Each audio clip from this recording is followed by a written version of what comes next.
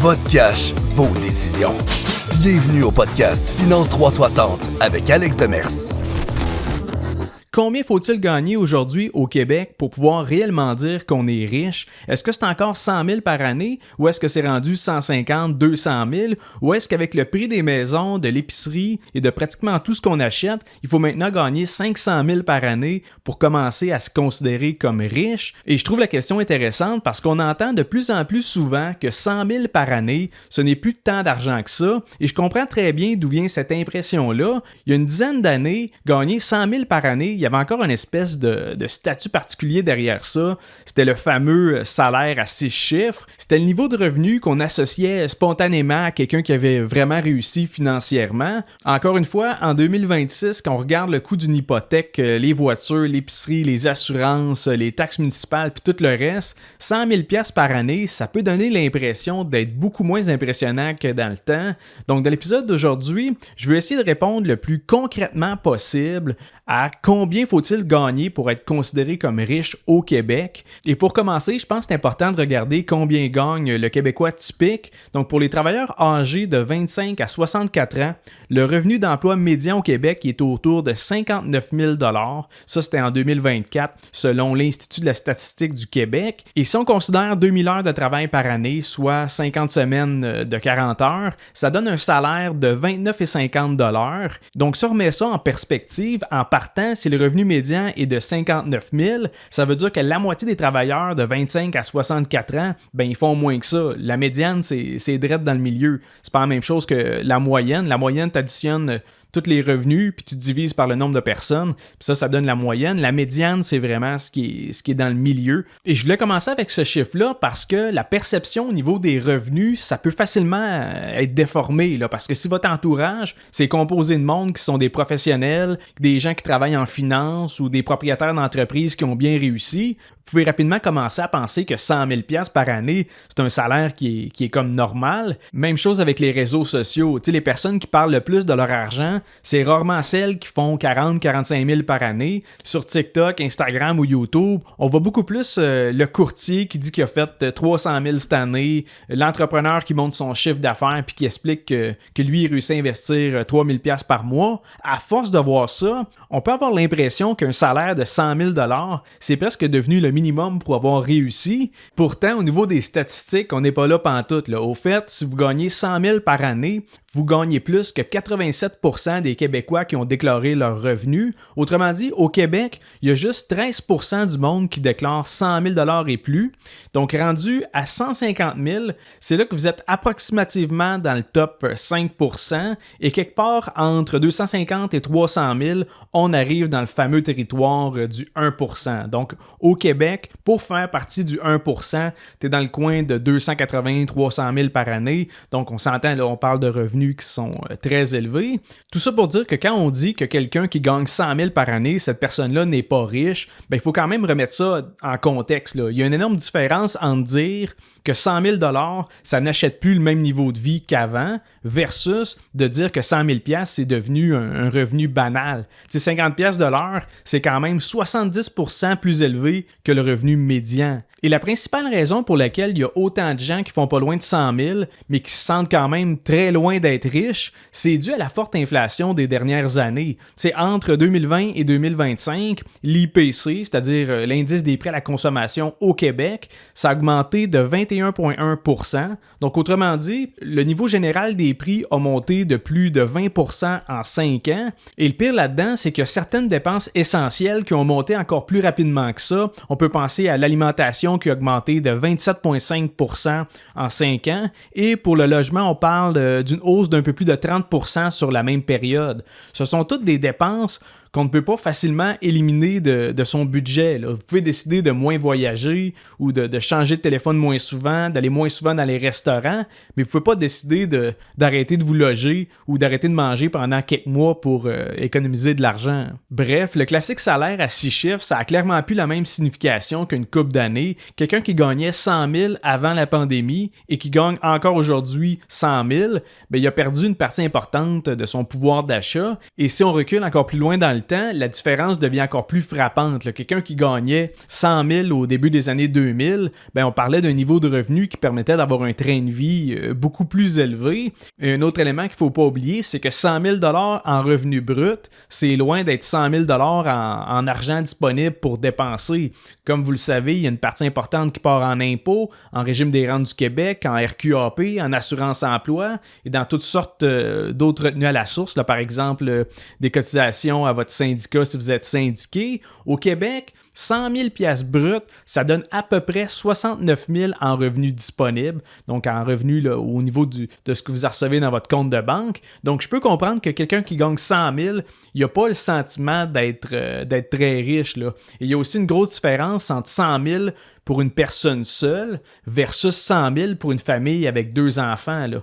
Le niveau de vie dépend du nombre de personnes qui doivent vivre avec ce revenu-là. Et c'est pour ça que dans l'épisode, je préfère parler de revenus individuels. Donc, quand je dis qu'à partir de 150 000 par année, vous faites partie des revenus élevés au Québec, ça veut dire en termes de revenus individuels et non pas des revenus du ménage. C'est beaucoup plus simple à comparer au niveau des statistiques fiscales, puis surtout, ça évite de mélanger des réalités familiales qui sont complètement différentes. Et une fois qu'on sait que 150 000, ça vous place dans le top 5%, la question devient, c'est quoi qui font dans la vie les gens qui réussissent à gagner ce niveau de revenu-là? Première des choses, contrairement à ce qu'on pourrait penser, ce n'est pas une majorité d'entrepreneurs qui réussissent à générer ce niveau de revenu-là. En fait, parmi les Québécois qui déclaraient entre 150 et 250 000 de revenus en 2023, il y a environ 85% qui avaient une partie de leurs revenus qui provenait d'un emploi. Donc là-dedans, on retrouve principalement des cadres supérieurs dans des grosses compagnies, des cadres dans la fonction publique, des avocats, des professionnels de la finance, des ingénieurs, des pilotes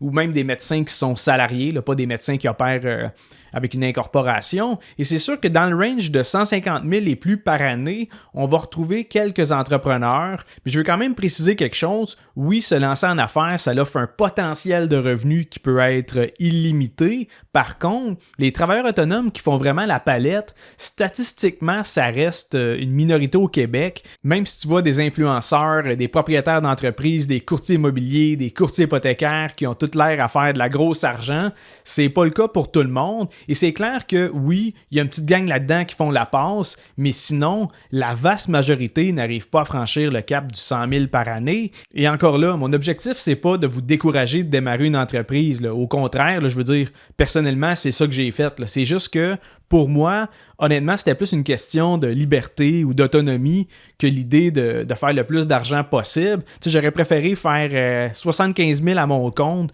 que d'être payé 250 000 par année, mais de devoir travailler pour quelqu'un d'autre. Tout ça pour dire que malgré ce que vous pouvez voir sur les réseaux sociaux, se lancer à son compte, c'est loin d'être synonyme de devenir riche. C'est juste que l'ingénieur ou le cadre dans une compagnie multinationale, même s'il gagne 150-200 000 par année, c'est pas lui qui va faire des vidéos pour devenir famous sur TikTok ou Instagram. Et pour conclure l'épisode, je veux faire une distinction importante, c'est-à-dire que avoir un gros revenu et être riche, pour moi, c'est pas du tout la même chose. Là. En fait, je trouve que la question du titre de l'épisode, elle devient un peu trompeuse parce que si on demande combien il faut gagner pour être riche, c'est comme si on suppose automatiquement que la richesse, elle se mesure avec le revenu. En réalité, le revenu, c'est comme une des composantes qui permet de construire de la richesse, mais ça prend plus qu'un revenu élevé pour devenir riche, dans le sens que quelqu'un peut gagner 200 000 par année, avoir acheté la plus grosse maison que la banque acceptait de financer, il peut rouler avec une voiture à 2000 $ par mois, dépenser pratiquement tout ce qui rentre dans son compte. Cette personne-là peut bien avoir un revenu qui est largement au-dessus de la moyenne et de la médiane, et malgré ça, n'a pas réussi à accumuler de la richesse. À l'inverse, quelqu'un peut gagner 70 000 par année, avoir une hypothèque très raisonnable, un char payé et des centaines de milliers de dollars investis. Quand on parle de richesse, pour moi, on parle de valeur nette, c'est-à-dire, vous prenez tous vos actifs moins vos dettes, puis vous obtenez votre valeur nette. Dites-vous qu'au Québec, la valeur nette médiane des familles, ça tournait autour de 370 000 $ en 2023. Donc, quelqu'un qui a accumulé un patrimoine d'un demi-million, 500 000 $, cette personne-là est déjà très loin devant la famille québécoise typique, même si cette personne-là n'a jamais gagné 150 200 000 par année. Et c'est pour ça que je pense qu'il y a deux grosses étapes pour s'enrichir. La première, ça consiste à augmenter ses revenus parce que c'est plus facile d'épargner 30 000 $ par année si vous gagnez 150 000 que si vous en gagnez 60 000. C'est pas le même pourcentage pantoute. Logiquement, un revenu plus élevé, ça crée de la capacité d'épargne et à ce moment-là, la deuxième étape, c'est de ne pas augmenter son train de vie aussi rapidement que ses revenus. En d'autres mots, il faut éviter l'inflation du style de vie parce que vous pouvez toujours trouver une maison plus chère, une voiture plus chère, un restaurant plus cher. Il n'y a pratiquement aucune limite à ce que quelqu'un peut arriver à dépenser. Donc la question, c'est pas seulement combien je gagne par année. La question la plus importante, c'est quelle proportion de mon revenu que je réussis à investir à chaque année. C'est comme ça qu'ultimement, tu deviens vraiment riche. Au début, votre richesse, ça dépend entièrement de votre capacité à travailler. C'est-à-dire que si vous arrêtez de travailler, le revenu arrête de rentrer. Par contre, plus vous accumulez d'actifs qui produisent des rendements, plus une partie de votre situation financière devient un peu indépendante de votre salaire. Quelqu'un qui a 2 millions dans un portefeuille, il n'a pas besoin d'avoir le même salaire que quelqu'un qui n'a aucun investissement. Parce que même sans revenu d'emploi, ses placements de 2 millions, ça peut facilement lui générer 80 100 000 par année. Et il y a aussi une question d'âge là-dedans. Avoir une valeur nette de 500 000 à 35 ans et avoir une valeur nette de 500 000 à 65 ans, c'est pas pantoute la même affaire. À 35 ans, théoriquement, vous avez encore 3 décennies devant vous. 30 ans à générer de l'argent et surtout 30 ans de rendement sur vos investissements. Donc 500 000 à ce moment-là, c'est excellent. Par contre, la même somme rendue à 65 ans, t'es loin d'être riche. À cet âge-là, ça va être vos placements qui vont devoir financer vos dépenses, du moins partiellement. Rendu là, t'es plus dans une phase d'accumulation. Tu souhaites juste que ton 500 000, il t'offre assez longtemps. Donc, si je devais répondre simplement à la question du titre de l'épisode, je dirais qu'à partir de 150 000 $ de revenus individuels, on peut clairement parler d'un revenu élevé au Québec, du fait que vous faites quand même partie du top 5%. Mais encore une fois, pour moi, la véritable richesse, ça se mesure pas avec ton revenu annuel. Ça se mesure avec ce que vous faites avec ce revenu-là pendant les 10, 20, 30 prochaines années. C'est-à-dire qu'à long terme, la personne qui va s'enrichir, c'est la personne qui va avoir eu la discipline de convertir une portion de ses revenus en actifs au lieu de tout dépenser pour justement avoir l'air riche. Et sur ça, je termine l'épisode d'aujourd'hui. J'espère que vous avez apprécié le contenu. Si c'est le cas, je vous invite à laisser un 5 étoiles sur Spotify ou à vous abonner sur ma chaîne YouTube. Et on se revoit mardi prochain pour un autre épisode de Finance 360.